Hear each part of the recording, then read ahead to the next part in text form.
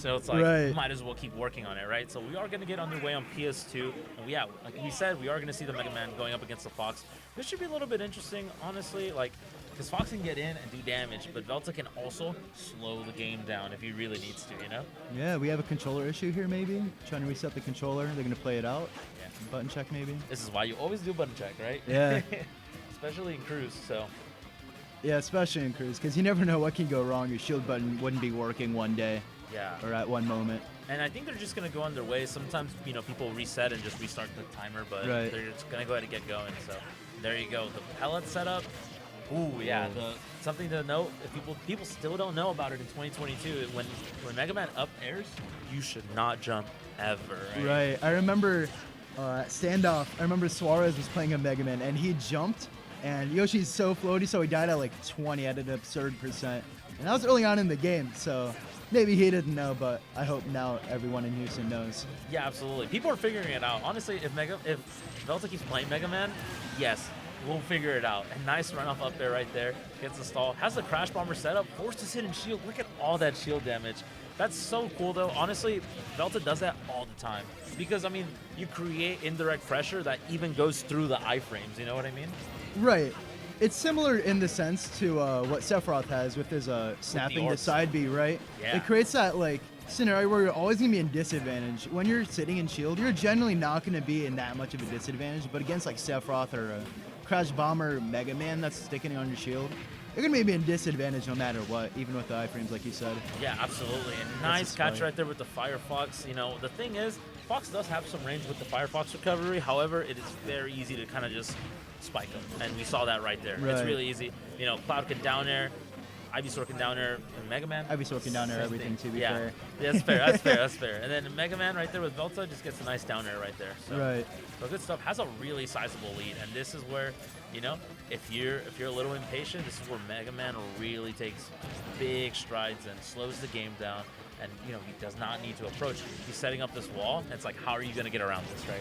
Right, like you were saying, he's down 2 stocks, so he's forced to approach here. And when you're forced to approach a Mega Man, even as Fox, who has such a blazing fast speed and such great fast buttons, you're still not going to have a great time approaching a Mega Man, a Zoner, a caliber such as his.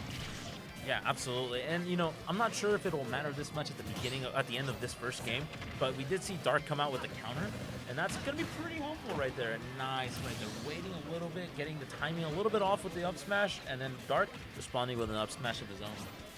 Yeah, great catch with the up smash. Unfortunately for Dark here, anything at the ledge would kill here, including that dare that we see come out here trying to 2-frame. Yeah, and I love that mix-up that he did off stage with the Firefox horizontally, because honestly, everybody, I would think he's going to illusion, which is why Velta did what it seemed like as a really early down air. But it was actually, you know, so good stuff on Dark right there for mixing up the recovery. Again, Fox being able to get sniped, you know, off stage, you have to be able to mix up the recovery, right? Right, and that's something Light we see at a top level does so well, mixing up that recovery. Like, really, realistically, how many times have we seen Light get cheesed off stage, really, not at an absurd percent, you know? It happens very rarely. Yeah. So I think that's something very important that Fox mains need to do, and Dark's certainly doing it, learning it very well in this matchup. Yeah, absolutely. And I mean, we said it earlier, I might be cursing him, but, you know, pretty sizable lead that Velta had. Right. There it is. Yeah, there it is. Still, Dark was fighting back, gathering percent. He was able to kind of go in. You know, sometimes a lot of top players, they kind of let their guard down a little bit. And so whenever you're about to 3-stock someone, we usually see people kind of build up. You kind of take your foot off the gas a little bit. And the thing is, against Fox, who can rack up percent so fast, you can't really do that against Dark, though. Velta, however, will take game number 1. Yeah, Velta's going to go up 1-0 here. And looks like we're going to go back to PS2 here, choosing the music. The music counter pick with Dark, I didn't see which one. But yeah, I'm not sure who it was. All the Pokemon songs are good. Yeah, Cynthia, though, fire. There are like 5 really good songs. There's a bunch of great songs, yeah, absolutely. So, and like you said, we are going to run it back. Again, sometimes you run stages back as players because you're just like, it's a me problem. I just kind of have to clean some stuff up in my own gameplay. Sure. You know, and Dark, I feel like we're starting to figure things out a little bit, starting to guess the timings of the pellets, of all of the projectiles that Velta wants to throw at him. So. Yeah, unfortunately, F smash right there. He gets a little punished. Not too bad, though, fortunately for Dark. But every percent counts when you're as light as Fox. And when Bear kills in that corner so early with Mega Man's crazy corner pressure with his pellets. Yeah, absolutely. Here we go. Kind of resetting a little bit. not getting a punish, right? Like sometimes when Mega Man's above you, Fox, you can maybe anti-air with up tilts. You can kind of chase him with up air, right? But the thing is like Mega Man's drift, it makes it really hard for you to guess. Yeah. Oh, okay. Wow, that didn't spike. Doesn't get the spike that time. Yeah, absolutely.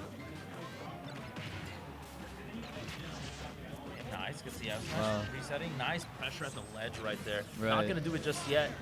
Ooh, tried to go really low to get the forward air right there. No dice this time.